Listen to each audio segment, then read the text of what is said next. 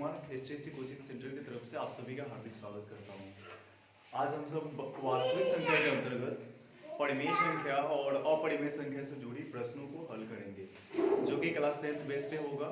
और आज का जो टॉपिक है वह है मैथ में टॉपिक रियल नंबर। ठीक है, हम इस पे देखते हैं कि रियल नंबर क्या होता है।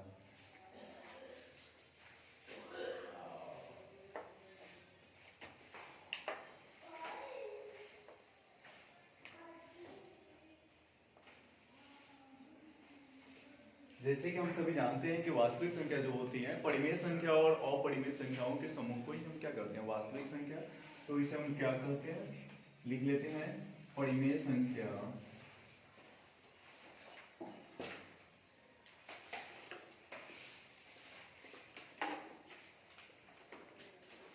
परिमेय संख्या और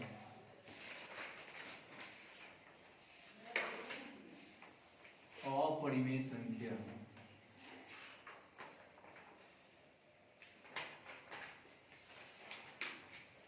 के समूह को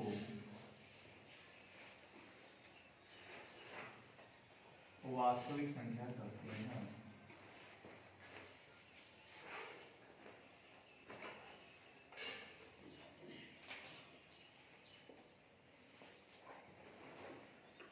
और जो वास्तविक संख्या होती है, यह संख्या दो प्रकार की होती है।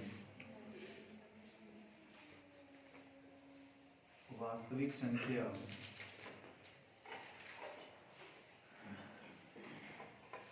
दो प्रकार की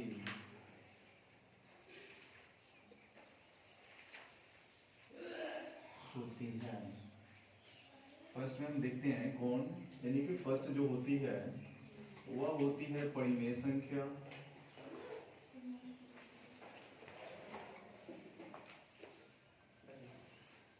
और दूसरा जो होती है वह होती है अपरिमेय संख्या। अपरिमेय संख्या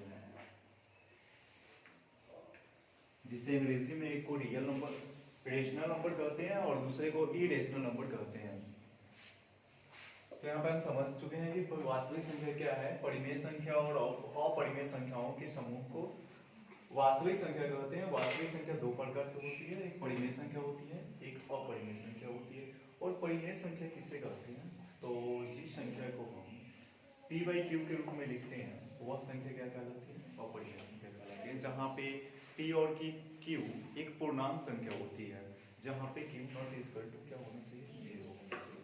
यानी कि q जो होना चाहिए कदापि शून्य नहीं होना चाहिए। तो यहाँ पे आगे देखते हैं कि परिमेय संख्या क्या होती है।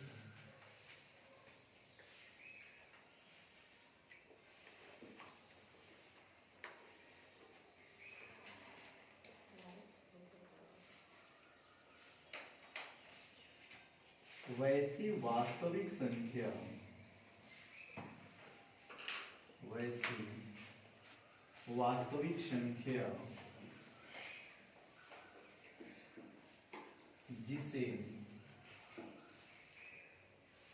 p/q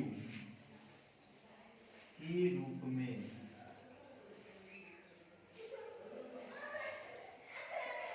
लिखा जाता है,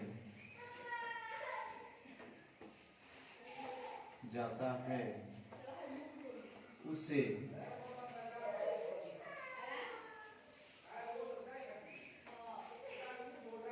परिमेय संख्या कहते हैं।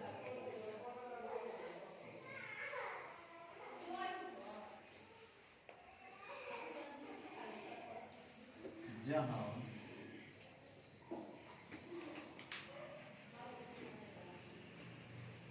p और q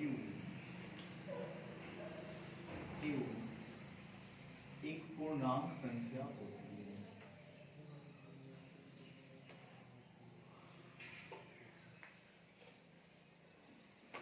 तथा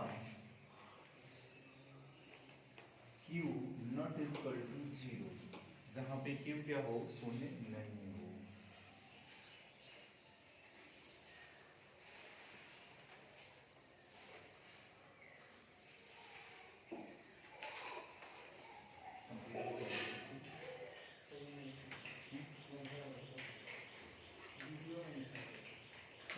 बोल सकते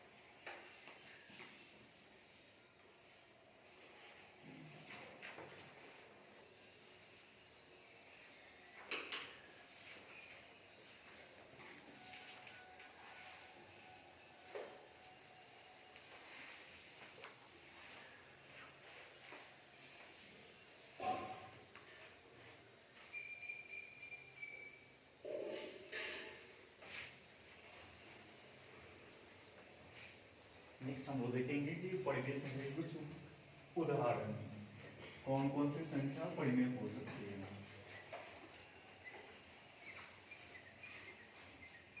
तो यहाँ पे देखते हैं कि वैसी संख्या जिसका पूर्ण वर्गमूल निकल जाता है, यानी जो पूर्ण वर्गमूल होती है वे संख्या परिमेय संख्या हो जाती है।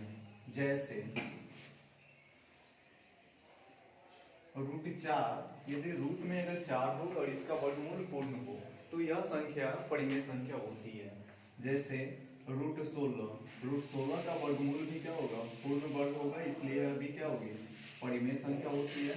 नेक्स्ट जो होता है, और पाई का मान जो 22/7 होता है यह परिमेय संख्या होता है, लेकिन जो पाई जो होती है वह अपरिमेय संख्या होती है। इसके अलावा हम देखते हैं कि जो संख्याएं दशमलव में रिपीट होती है, अर्थात रिपीटेशन वाली जो संख्याएं होती है वह संख्याएं परिमेय संख्या होती है। लेकिन जो संख्याएं पर दशमलव रूप में एक ही संख्या को रिपीट नहीं करती है वह संख्या परिमेय संख्या नहीं होती है। अर्थात जो यहाँ पे है 0.31, यह संख्या बार बार रिपीट करेगी, इसलिए उस पर बार दिया गया है, और बार देने के बाद यह संख्या कौन सी बन गई, परिमेय संख्या बन जाती है। और इसके अलावा हम देखते हैं कि अन्य जो हो जाए 3/4 हो जाए या 1/2 हो जाए, इस तरीके की जो भी संख्याएं प्राप्त होती है वह क्या हो जाती है, परिमेय संख्या होती है। तो यहाँ पे हम लोगों ने क्या जाना कि जो संख्याएं रूट में होती हैं और उनका पूर्ण वर्ग बन जाए तो वह क्या बन जाती है, परिमेय संख्या होती है। इसके अलावा जो वर्गमूल होता है 16 का, इसका भी पूर्ण वर्ग होता है, इसलिए यह भी परिमेय संख्या होगी।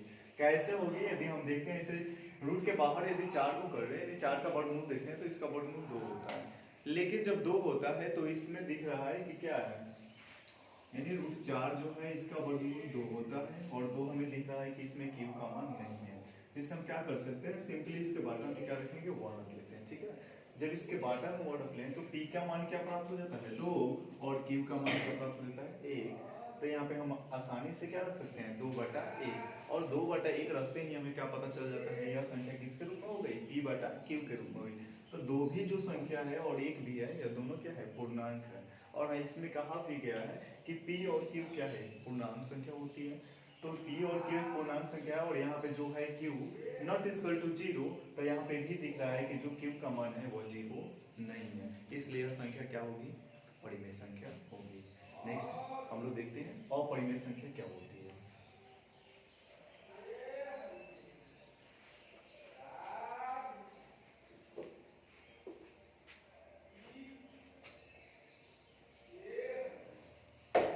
अपरिमेय संख्या,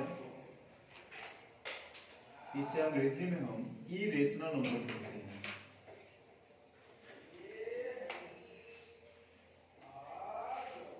और यह क्या होती है इरेशनल नंबर, तो जिस संख्या को, यानी जिस संख्या में कौन सी संख्या, तो वास्तविक संख्या जो होती है यदि उसे हम p/q के रूप में नहीं लिखते हैं तो वह संख्या अपरिमेय संख्या बन जाती है। जैसे हम यहाँ पे देखेंगे इसका डिफिनीशन, वैसी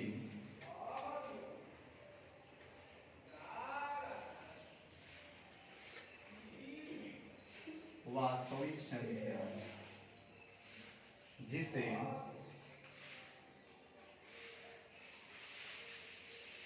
p/q के रूप में नहीं लिखा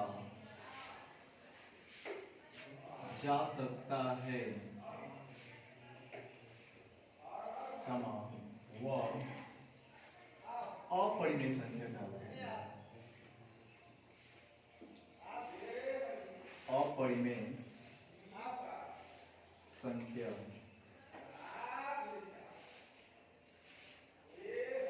कहलाती है, अर्थात वैसी वास्तविक संख्या जिसे हम क्या करें, p/q के रूप में नहीं लिखते हैं तो वह अपरिमेय संख्या कहलाती है। और इसमें भी जो और p और q होते हैं यह पूर्णांक संख्याएं होती है, और जहाँ q नॉट इक्वल टू क्या होता है, 0 होता है। तो इसके कुछ हम उदाहरण भी देख लेते हैं कि इसका उदाहरण क्या क्या होगा। जैसे यहाँ पे देखते हैं कि जिस संख्या के यदि पूर्ण वर्ग नहीं बनता है, जैसे √7 का पूर्ण वर्ग नहीं बनता है, इसलिए यह संख्याएं क्या हो जाती है, अपरिमेय संख्या होती है। ठीक है, यानी जिसकी जो रूट 7 होता है यानी रूट 4 जब हो जाए तो अपरिमेय होता है, क्योंकि इसका पूर्ण वर्ग होता है। जब जिसका पूर्ण वर्ग ही नहीं होता है तो वह क्या बन जाता है, अपरिमेय संख्या। इसके अलावा जो पाई होता है, पाई क्या होती है, एक अपरिमेय संख्या होती है। लेकिन जो पाई का मान होता है, पाई का मान जैसे 22/7 हो जाए तो उसमें दोनों स्वतंत्र दिख रहे हैं कि जो 22 है वो पी हो जाता है और 7 जो होता है क्यू हो जाता है। तो यहाँ पे दिख रहा है कि पाई है और पाई क्या है, अपरिमेय है, और 22/7 इसका जो मान होता है यह क्या होती है, परिमेय संख्या होती है, ठीक है। और इसके अलावा जो होती हैं नॉन रिपीटेड जो दशमलव होते हैं वह जो होते हैं ना, वह क्या होते हैं, अपरिमेय संख्या होते हैं। जैसे 0.34567 इस तरीके से जोड़ दो, इसमें जो है इसमें एक निश्चित संख्या का रिपीटेशन न होने के कारण यह भी संख्या क्या बन जाती है, अपरिमेय संख्या बन जाती है। आगे भी देखते हैं क्यों और क्या क्या होती है। तो इसमें अपरिमेय संख्या आसानी से हम लोग समझ पाते हैं कि जिसका पूर्ण वर्ग न हो, पाई हो, जिस संख्या का रिपीटेशन न हो, तो वो सारी संख्या क्या बन जाती है, अपरिमेय संख्या हो जाती है। इसके अलावा हम नेक्स्ट देखते हैं कि और इसमें क्या क्या होती है। तो कुछ हम अपरिमेय संख्या से रिलेटेड प्रश्न की चर्चा करेंगे, ठीक है। तब तक नोट कीजिए।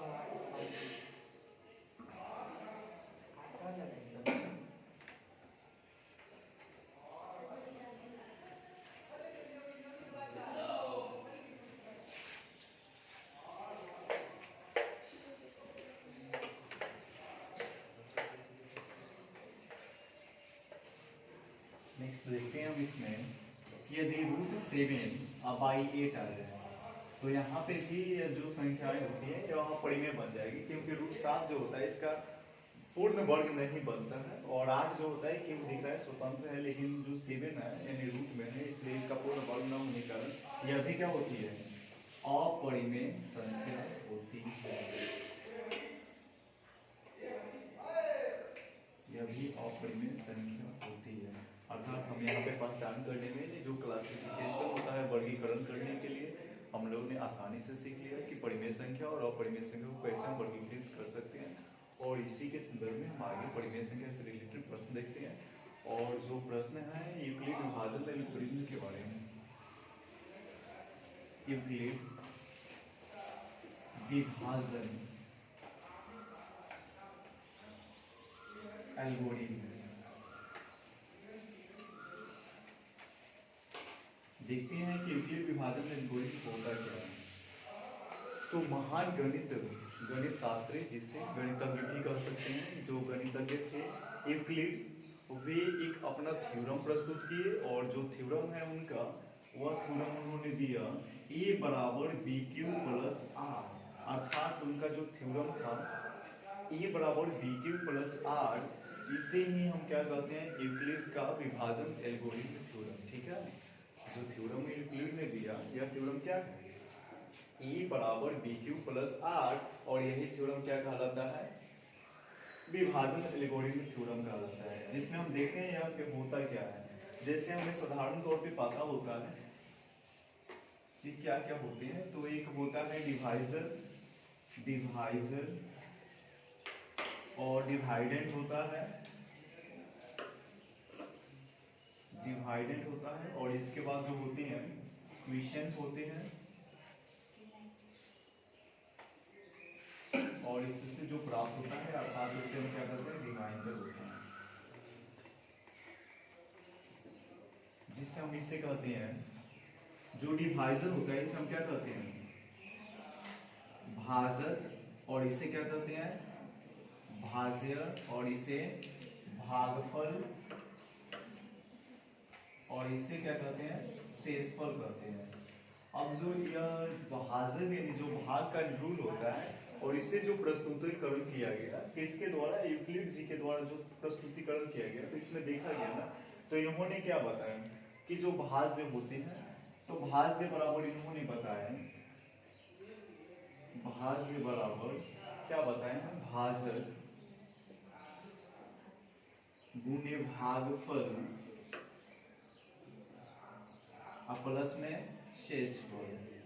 अर्थात इन्हें शॉर्ट में इसे इन्होंने बोला ए होता है भाज्य, और जो बी होता है यह होता है भाजक, और जो क्यू होता है वह होता है भागफल, और आर जो होता है वह क्या होता है, शेषफल होता है।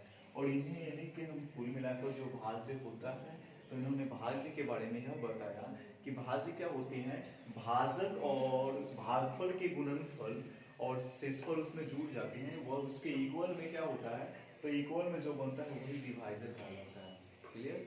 यहाँ पे उन्होंने क्या क्या बताया कि जो भाजक गुणे भागफल और प्लस शेष को जब ऐड कर दिया जाता है, तो उससे जो प्राप्त होता है वह किसके बराबर प्राप्त होता है, वह भाज्य के बराबर प्राप्त होता है।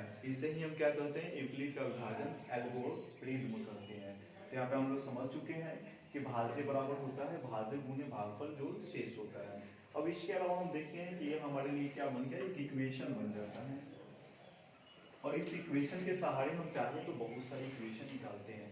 जैसे निकालने का अगर हो, निकालना हो भाजक, तो भाजक बराबर हम इक्वेशन कैसे सेट करेंगे, तो यहाँ पे हम देखते हैं कि यार इसका इक्वेशन क्या होता है। तो देखते हैं यहाँ पे कि भाजक क्या होता है। तो भाजक बराबर यहाँ पे होता है, दूसरा हम जो फॉर्मूला निकालेंगे कि भाजक इक्वल टू, दिख रहा है जो प्लस है यहाँ पे शेषफल प्लस में है, और इसे हम भाज्य के पास लेकर आते हैं तो वो क्या हो जाता है, माइनस में बन जाता है।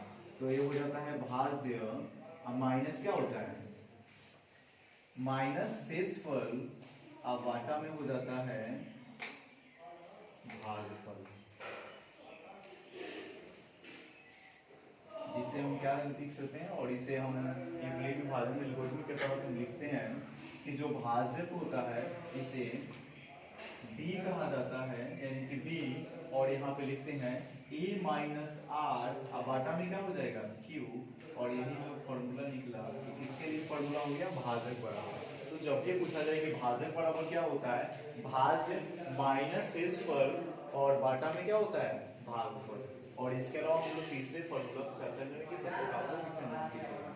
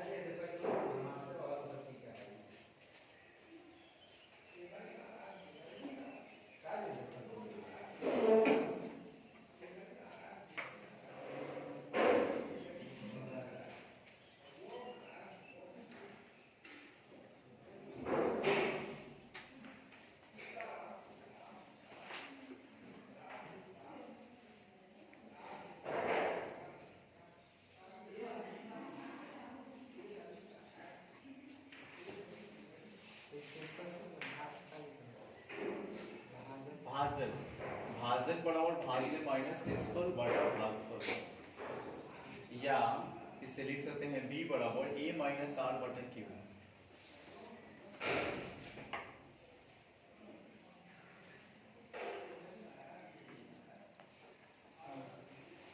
और यहां से हम नेक्स्ट फॉर्मूला निकालेंगे।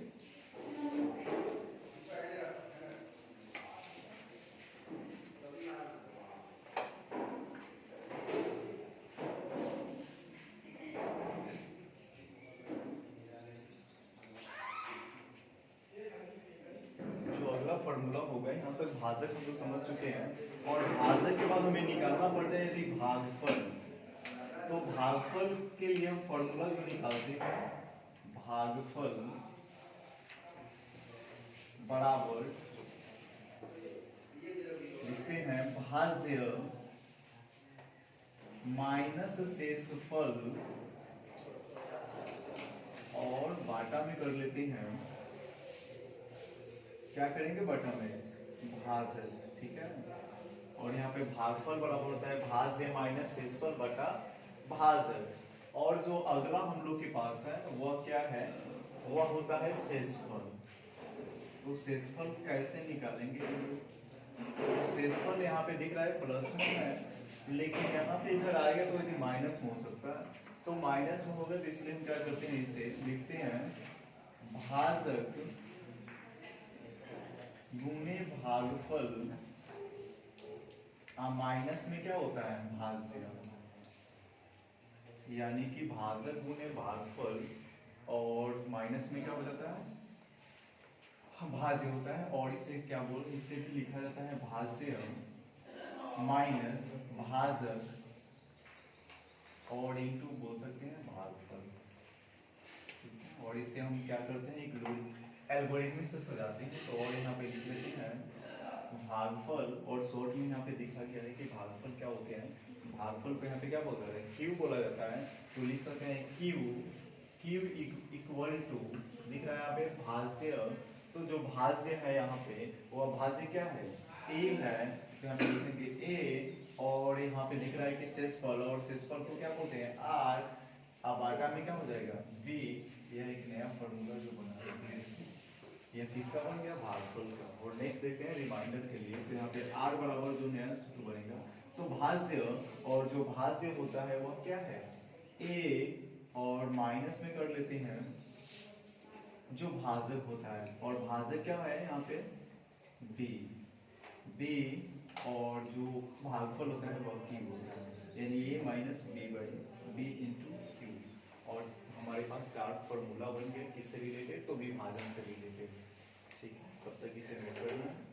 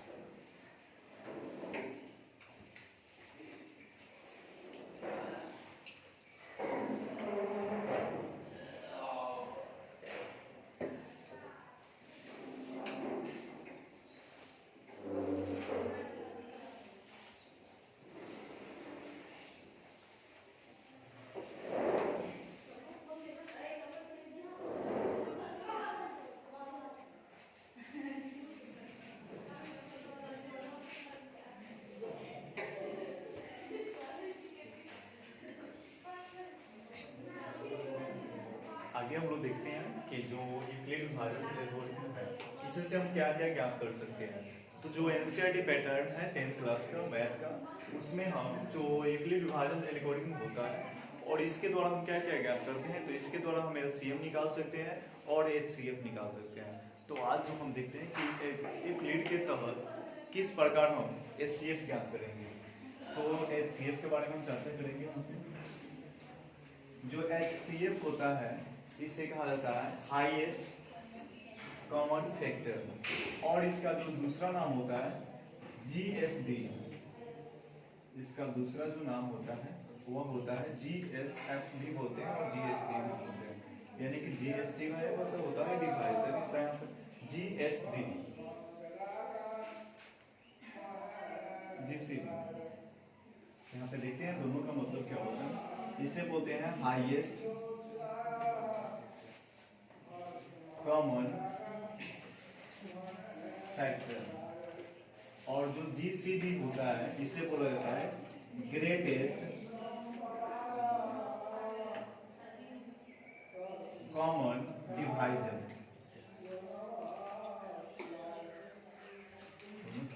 जैसे हम लोग क्या HCF और GCD दोनों सेम ही होते हैं, इस दोनों का मतलब सेम ही होता है, हाईएस्ट कॉमन फैक्टर या ग्रेटेस्ट कॉमन डिवाइजर बोलते हैं। तो इस दोनों को हम क्या करेंगे यहाँ पे सीखेंगे, और इसके अलावा इसमें क्या सीखते हैं, इसमें सीखते हैं LCM, और इसका जो होता है लोएस्ट कॉमन मल्टीपल।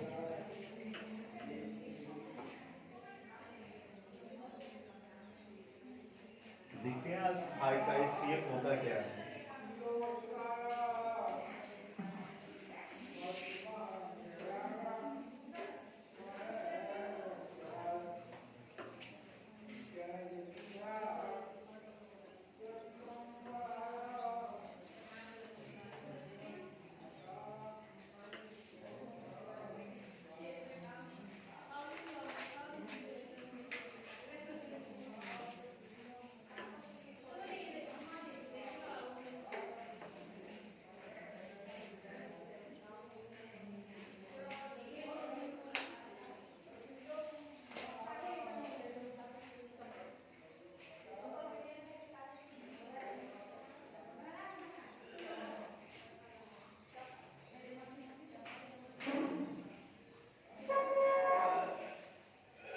देखते हैं कि HCF के बारे में। हम तो HCF के दो नाम जान चुके हैं, जैसे HCF और GCD। GCD का फुल फॉर्म हम देख लिए, ग्रेट यानी ग्रेटेस्ट जो होता है कॉमन डिवाइजर होता है, उससे भी हम HCF करते हैं। तो देखते हैं यहाँ पे क्या होता है HCF। तो HCF का डिफिनीशन होता है दो या दो से अधिक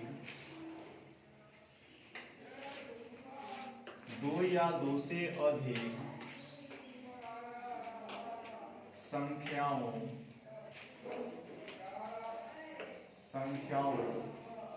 का उभयनिष्ठ जिसे कॉमन कहते हैं, उभयनिष्ठ गुणनखंड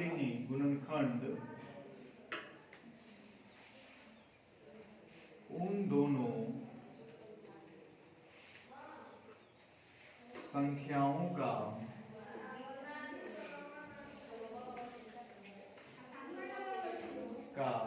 मौसा कहलाता है।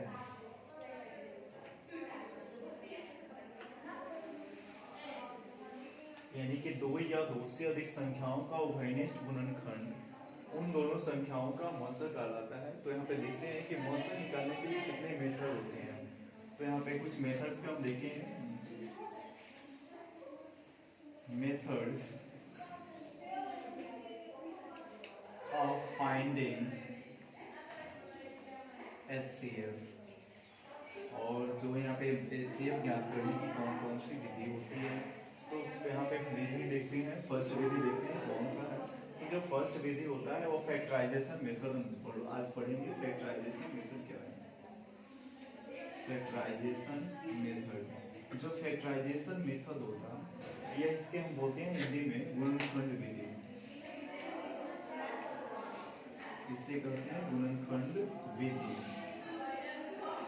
और गुणनखंड विधि के तहत हम कैसे निकालेंगे, तो वहाँ पे एक प्रश्न की हम चर्चा करेंगे कैसे निकालते हैं गुणनखंड विधि से HCF।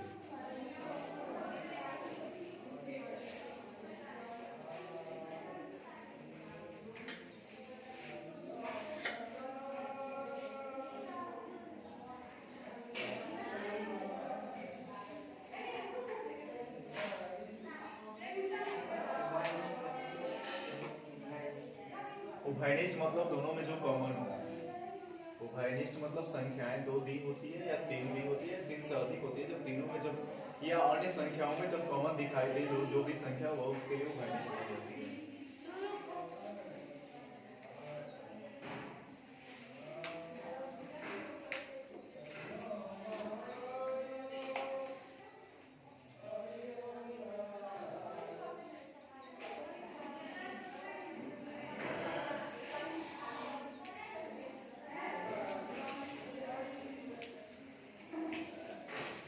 और इसका उदाहरण देखते हैं, समझते हैं कैसा होता है फैक्टराइजेशन मेथड से मसा ज्ञात करना। तो यहाँ पे एग्जांपल के सारे देते हैं। यदि 5, 10 और 15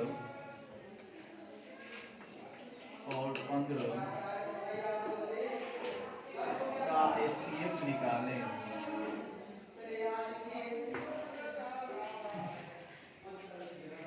और यहाँ पे देख रहे हैं कि 15 जो 5 होता है और 5 का यहाँ पे हम देखेंगे गुणनखंड, 5 का गुणनखंड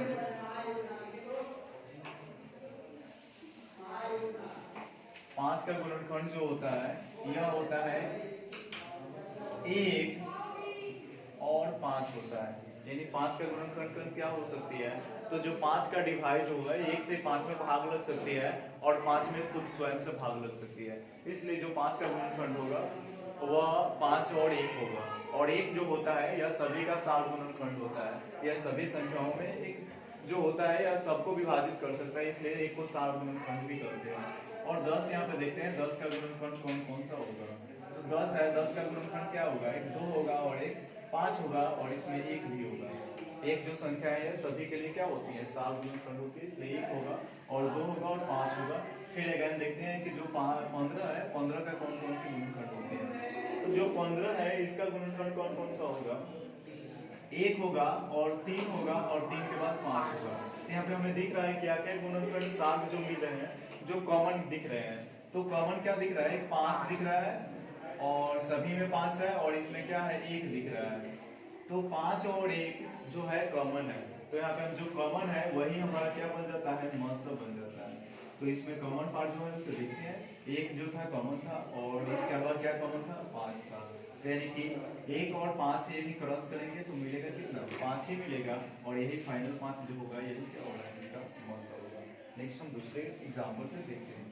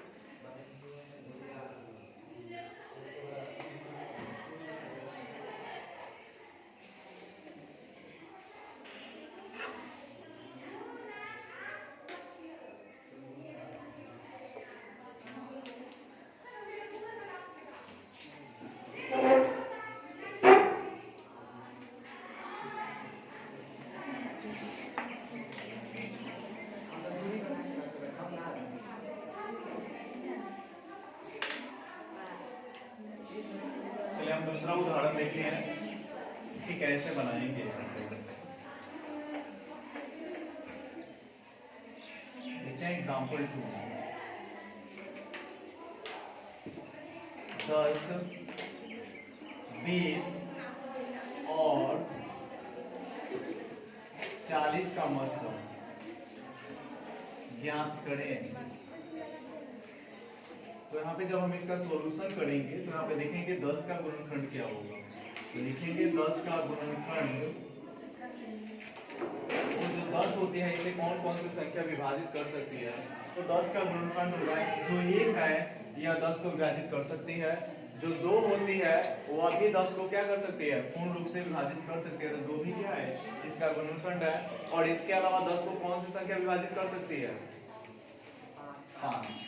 यानी क्या क्या इसका गुणनखंड हो सकता है, 1, 2 और 5। नेक्स्ट देखते हैं आगे। 20 जो है इसे कौन कौन से गुणनखंड होंगे, एक, एक के अलावा दो, और दो के अलावा फिर दो, और दो के अलावा क्या होगा 5। 40 का देखते हैं, और 40 में क्या होते हैं एक, एक के अलावा क्या क्या हो जाएंगे 40 के गुणनफल, एक होगा, और एक के अलावा दो, दो, और फिर क्या हो जाएगा दो, और फिर हो जाएगा 5।